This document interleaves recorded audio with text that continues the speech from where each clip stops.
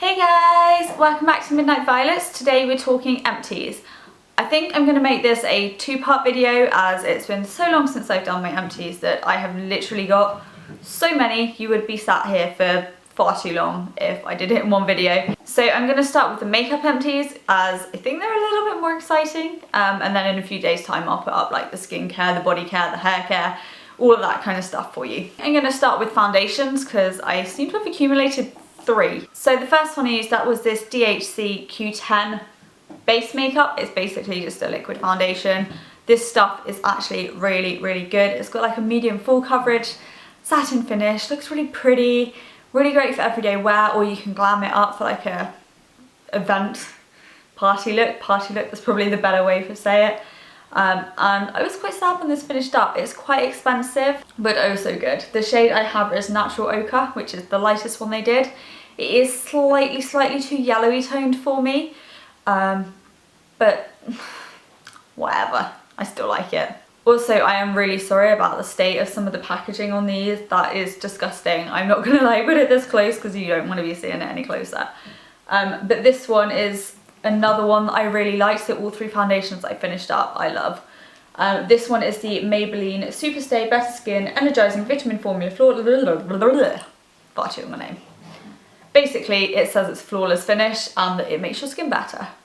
Flawless finish, yeah, I'll go with that. It does give a really nice finish. Again, it's quite a good coverage and it is quite satiny finish. Perhaps a little bit more matte on this one. But I don't think that it made my skin look any better. And I did do the whole using this and nothing else for a really long period of time. We're talking like a month. Basically, I used up the majority of this bottle straight, like without using other foundations. I just used this, nothing else. And I don't think that it did make my skin any better. But as a foundation and covering things up and making my skin look nice, yeah, I'll go with it. I really liked it. And the shade I had was 005 Light Beige. And the last foundation that I finished up is potentially my favourite, although I did really like the Maybelline one as well. This is the Max Factor Whipped Cream Foundation. This is so good. It's kind of got like an inbuilt primer in it and it covers over everything and it like gives a really flawless finish and it's like a satin look, and I love this stuff so much in case you couldn't tell. And it also smells like marzipan-y, almondy, so it's literally got everything going for it in my eyes. The shade I have is Light Ivory, or had, should I say, number 40. So I have 4 mascaras here that I have finished up. I'm just going to be really quick with these, to be honest with you. This is the Maybelline Rockin Volume Express Mascara. You've probably seen me use this one in all honesty. I wasn't the biggest fan of it. The brush, oh, it's dried up a bit now because I put it in my empties a while ago.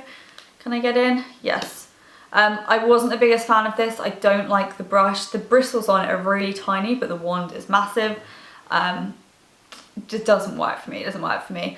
I kind of like end up stabbing myself in the eye with it, and that hurts. One I would repurchase and actually already have, this isn't my first tube, is the Essence I Love or I Heart Extreme Crazy Volume Mascara. This stuff is amazing. It really does give volume. It has got a big brush again, but the bristles on it are a bit longer, so it's just so much easier to use, and it's not like in and out, it's just straight. If I hold it like that, maybe I would see a bit better, but so much better. And this one really does give volume. It's amazing, especially if you like wiggle it on your eyelashes, like not just go whoop. Next up is this one here. This one's from Rimmel. It's the Sandal'Eyes Rockin Curves Mascara. This one's quite cool. I like the wand on it. It's like snake shaped, it's like zigzaggy, which is a bit different, but I do actually find that it works quite well. You can kind of like hug the shape of your eye in the bottom bit here and like go like this. Again, really nice volume. It does give a little bit of curl, but I quite like it for the volume in all honesty. And finally, I've got a little mini of the Benefit They're Real. I love this stuff. It is really good. Like everyone says, it's a nightmare to get off. But I feel that it does work really well when it's on. I don't know if it's quite worth the price. I think some of the other mascaras I've tried in the past are quite similar. There's one from Sleek, I can't remember what it's called, but it's got a very similar wand and it's also got a very similar formula, so I think I'd probably get the Sleek one instead. But that does not mean to say that this is not good. It is. As a little interlude in the middle of just showing you loads of empty products, I thought I would show you 2 things that I'm just getting rid of. And they're not empty. Sin, I'm sorry. This one here is the Rimmel Sandal'Eyes Thick and Thin Eyeliner. I am getting rid of this because it is absolutely awful. It is rubbish. I'm sorry, Rimmel. I love many of your products, but this is not one of them. It doesn't go on evenly, it doesn't go on bold or black, it doesn't apply easily, it doesn't look nice. There's just nothing going for it, and I've tried to use it and I just can't. One of my friends actually bought this and then told me how rubbish it was and not to buy it. I was like, you should have asked me. I knew that was rubbish, I would have told you and saved you some money. So it's not just me either that thinks that, but yep. And the second one is this one. This is the Benefit It Stick. I haven't actually got that much left on it, it's just a little bit here. This is really, really good stuff. It's an amazing concealer, but it's just old now and it smells like plastic, so I don't want to put that on my face, really. A concealer that I did actually finish up and completely use is this one here from Makeup Revolution. It's called the Matte Effect. I don't know why you'd want a shimmery concealer, but you know, it's a matte one, and I actually really like this one. It's a stick concealer, which is generally my favourite formula, stick or cream, same kind of thing, but sticks are just easier. I've got it in shade Fairest, which is really light, so it does work really well on my pale skin, which is awesome. And yeah, it just covers what you want it to cover, so you can't complain, and it is also £1. £1. Can't go wrong, honestly. Try it. If they do it in your shade, just try it. I seem to have like the majority of my things here that I've used up as being face things. That's because recently I've just been wearing like face and like eyebrows and mascara. So the two primers I finished up, one is expensive and one is cheap. I think they work quite similarly. They're both like silicone based ones, which I find are pretty much all very similar. There are ones that stand out as being better and are tinted or shimmery or blah blah blah blah blah, but all in all they're all pretty similar. So the slightly more expensive one is the DHC Clarifying Pore Cover Base. This is the second time I've mentioned DHC in this video, so I should probably tell you what DHC is.